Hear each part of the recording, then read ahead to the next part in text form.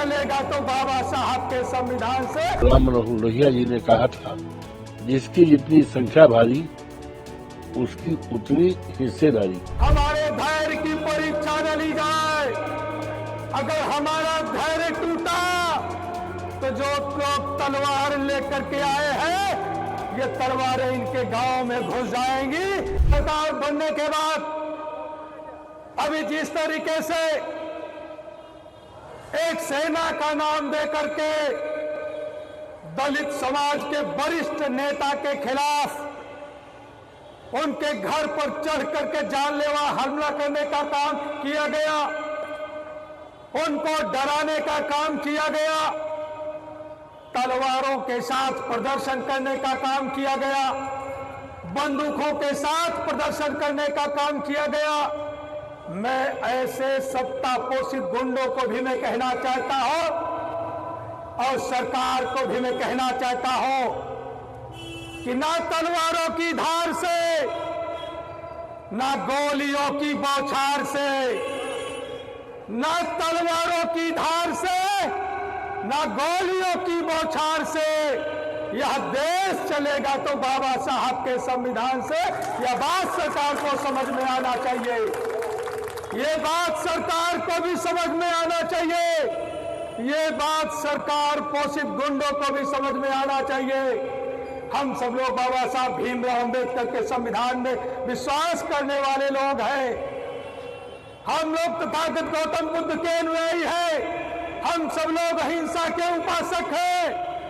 लेकिन हमारे मान सम्मान के साथ खिलवाड़ अगर यो ही होता रहा तो मैं सरकार से भी मैं कहना चाहता हूं, हमारे धैर्य की परीक्षा न ली जाए। हमारे धैर्य की परीक्षा न ली जाए। अगर हमारा धैर्य टूटा तो जो लोग तलवार लेकर के आए हैं, ये तलवारें इनके गांव में घुस जाएंगी। ये बात हम बताना चाहते हैं।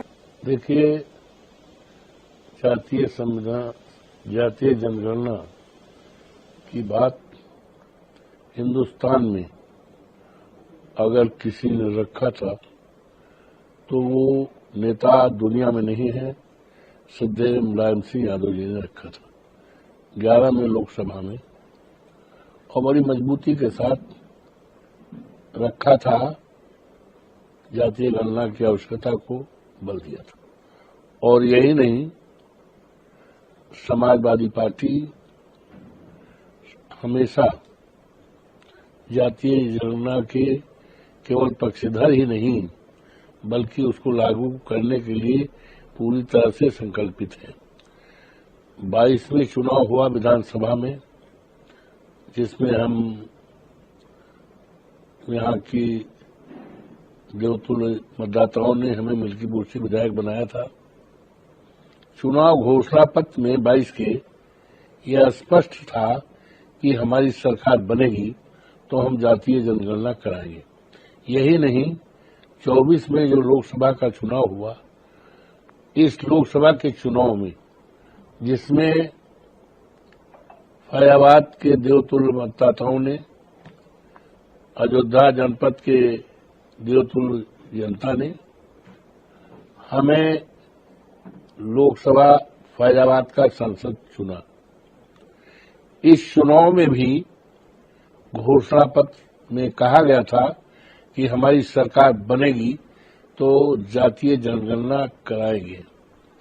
तो लगातार और ये कहना, और यही नहीं, हमारे नेता जिनके सिद्धांतों पर समाजवादी पार्टी चल रही है, डॉक्टर राम मनोहर लोहिया जी ने कहा था, जिसकी जितनी संख्या भारी उसकी उतनी हिस्सेदारी।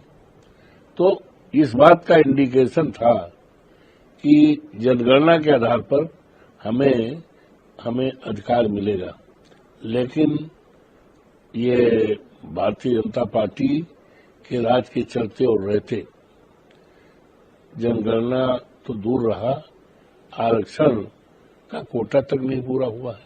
तो ये समाजवादियों की, हमारे नेता माननीय अखिलेश यादव जी की, समाजवादी पार्टी की ये जीत है, ये जीत है जातीय जनगणना कराने की, ये जीत है।